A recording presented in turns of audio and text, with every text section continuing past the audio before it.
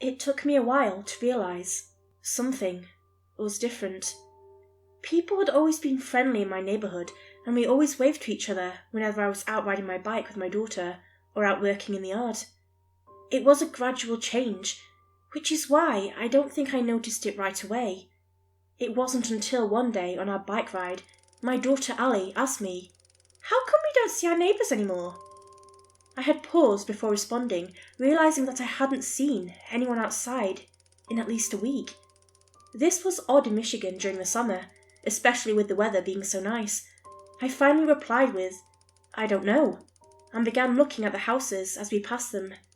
Every garage door seemed to be closed, and it was way too quiet for the middle of the afternoon. There wasn't even the usual noise of someone's lawn getting mowed by one of the many landscaping companies that came around each week. I started paying more attention to the yards as we rode by, and nearly all of the houses, which had overgrown lawns. Ours was a little overgrown as well, but that was due to my procrastination with cutting the grass. We rode down a hill leading to a connecting neighbourhood, and still, there was no activity outside. "Dad, look over there!" Ali said as we rounded a corner onto another street. Ahead of us was the mail truck, slowly going from mailbox to mailbox. I waved to the mail carrier as we drove by, and she seemed startled to see us.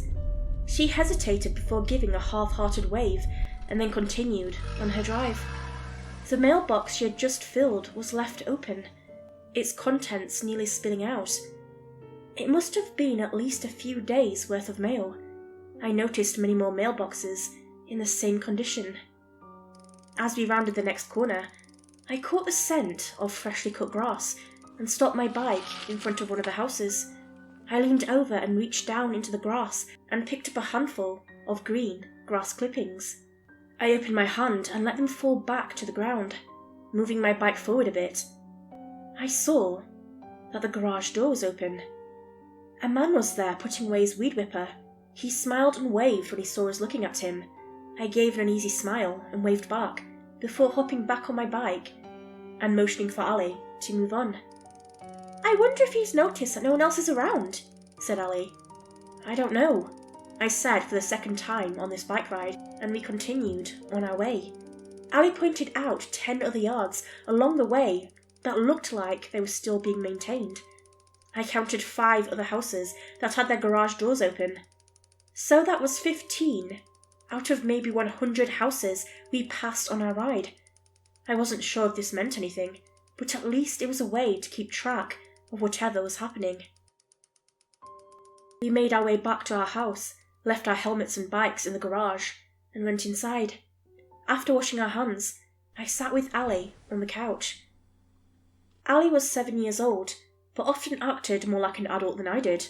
Her mum, my wife, died 3 years ago in a car accident, and she had to grow up fast. The life insurance meant I was able to work part-time as a freelancer and spend most of my time with Ali. While I loved getting all this time with her, I would give anything to have her mum back. I had been working from home for a while now, so when COVID came around, we didn't have as many changes to deal with. Luckily, our city didn't get hit hard with it, and school was going virtual for the first part of the year. This gave me hope that it wouldn't become a hotspot here, although I was getting pretty nervous about whatever else was going on here. I checked my phone to see if there were any stories about something new going on, but just the same old political crap. Why is it that the dumbest people are the most outspoken? It seems pretty simple to just follow the rules that my daughter is learning in elementary school. Learn the facts, question things, work together and treat others how you want to be treated. My daughter pulled me away from the negative path my brain was headed down with a simple suggestion. "Why don't we go knock on a couple of doors to make sure our neighbours are okay?" "Good idea, Ali. We can put on our masks and gloves to be safe and start with the Kindles next door," I said. "They are always so nice and they give out the big candy bars at Halloween. I hope they are okay," Ali said with a worried look on her face. We put on our masks and gloves and went outside. Although it was a beautiful day, the silence was really eerie and made me want to go back inside. We walked across our yard and past the pine trees I had planted when Ali was first born, which now towered over both of us and made a nice natural fence between our yards. Mr. Kindley was about the same age as my parents, and had always maintained a pristine yard, so it was weird walking through the tall grass and dandelions that were taking over. When we got to the walkway of his front door, I noticed all the weeds growing up through the gaps in the cement and the overgrown shrubs in front of his windows. I felt bad that I hadn't noticed how bad their yard had gotten and that I hadn't checked on them sooner. Ali grabbed onto my hand and held it tightly as we stepped up to the porch. I reached up to press the doorbell and jumped as I heard a voice shout, "I wouldn't do that if I were you." I turned around and it was the man we had seen earlier on our bike ride. "Sorry for startling you. After I saw you two on your bike ride earlier, I thought I would see if you knew what was happening here. But apparently you don't, judging by what you're about to do. My name's Mark, by the way." Ali squeezed my hand tighter and we turned away from the door. We just wanted to check on the Kinleys to make sure they were okay and see if they need anything. He let out a long sigh and softly said, "They aren't okay, and I don't know if there's anything we can do to help them." Ali pulled my hand. "But we have to try to help them. Maybe there is something we can do." I looked over at Mark. He said, "I'll tell you what, if you stay up and look at them tonight when they come out and still feel like knocking on that door tomorrow, I won't stop you. But I definitely won't be standing this close if you do." Mark was standing in the street down the long driveway with a face mask on. He wasn't what I would call close to the door. "What do you mean when they come out? I haven't seen any of them outside in days," I said. "It is usually after midnight when they come out. I think it is something you'll need to see for yourself before you try helping any of them," said Mark. "I guess one more day wouldn't hurt." "Okay, I'll check it out tonight and then we'll come back here tomorrow," I told Ali. "Stop by my house before you do, so I can share some other things I've learned before you go knocking on anyone's door," said Mark. "Sounds good. I'm Joe, and this is my daughter, Ali," I said. "Nice to meet you both," Mark said, and then started to walk away. "Oh wait, one more thing I almost forgot to tell you." He stopped and looked at me. "Now this is important. Make sure your windows and doors are closed and locked. If they see you, they will try to find a way inside your house." That sounded a little frightening, but I was still skeptical that something major was going wrong. Ali and I walked back over to our house and went inside. "Are we going to sleep first, or can we stay up until midnight?" Ali asked me when we got back inside. "I'll check it out first. I have no idea what we'll even see outside. Plus you need to get some good sleep," I said. "Please, Dad! I want to help and see what's going on," she pleaded. She didn't scare easily and was so brave with all she'd been through. But I didn't know what we were getting ourselves into, so I stayed firm. "Let's have a snack and start getting ready for bed. I'll let you know if I see the Kinleys in the morning." She didn't argue further and went up to her room to get on her pyjamas. Then we had our snack, read a book, and I tucked her in. "Tell me everything you see," she said, while I kissed her goodnight. "I love you, little Ali," I said, and closed her door. I walked down the hall and over to the window facing the Kinleys' house. It was getting dark outside, but it didn't look like any lights were on in their house. The clock showed 9:15, so I had a few hours to go. I sat down in the recliner in my office and started reading a book to pass the time. I must have dozed off for a while until I was startled awake by a noise outside. The book flew off my lap as I quickly stood up and glanced at my clock. It was 2:30 in the morning. The light was on in my office and the cool night breeze was blowing in through the open window. "Shoot," I muttered. "I was supposed to close the windows." I had not intended on falling asleep. My eyes caught movement outside, and I realised how easy I could have been seen with my bright lights on in the dark night. After quickly shutting off the light, I ran over and closed and locked the window. I crouched down underneath the window and listened intently for any noises outside. The house was quiet, except for the fan in the upstairs hallway that helped Ali fall asleep at night. Not hearing anything from outside, I slowly lifted my head up to peer out the window.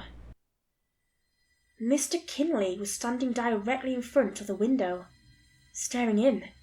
I fell backwards in surprise, stifling a scream that I'm sure would have woken up Ali. His eyes locked with mine, and he started prying out the window. It was hard to see his features in the dark, but he looked off with his expressionless face. After not making any progress on the window, he started heading towards my front door, which I always kept locked whenever we came inside. Soon I heard the turning of the doorknob and a thump on the door. I ran and double-checked the rest of the windows to confirm that they were locked. Then I ran and grabbed my phone to call 911. They said they would send someone right away and told me to stay inside my house. Mr. Kinley had now made his way to check on the windows in the living room.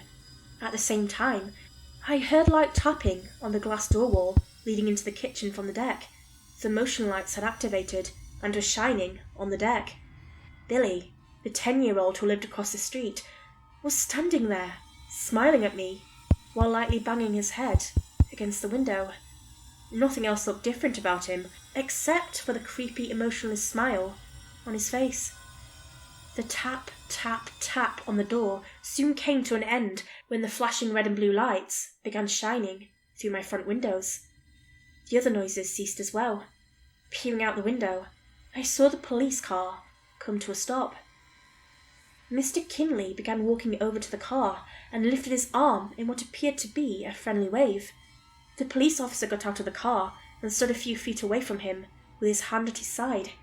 Before the officer had time to react, Mr. Kinley lurched forward with alarming speed and brought him to the ground.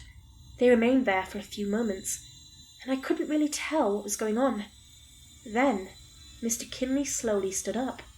He reached his hand down and helped the officer up. They stood there, staring at each other for a few minutes, before both turning towards me. I watched as Billy walked over to join them. 6 others followed shortly after, and they all stood side by side, staring into my window. Having no idea at all what to do next, I continued to stare right back at them. This went on for what felt like an eternity, but was likely only 5 minutes, until I felt a hand grab onto my arm from behind me. I quickly pulled away and back towards the window to see my startled Allie standing there. "Dad, what's going on?" she asked quietly. "I don't know, sweetie. I'm trying to find out." She walked over to me and gave me a big hug. "Why are the police here?" she asked. I looked back out of the window. Only the police officer remained there.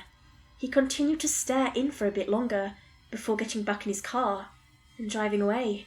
I guided Allie over to the couch so we could sit down. Then I explained to her what I saw and told her I would figure out what to do next. I put my arm around her and she cuddled into my chest. "Don't worry, I will keep you safe. I will always keep you safe," I said, and kissed the top of her head. She eventually drifted off to sleep, and I remained awake, trying not to jump at the random house noises. Eventually, the sun came out to welcome the new day. The only thing I knew to do next was to prepare breakfast, have a big cup of coffee, and go visit Mark to see what else he knew.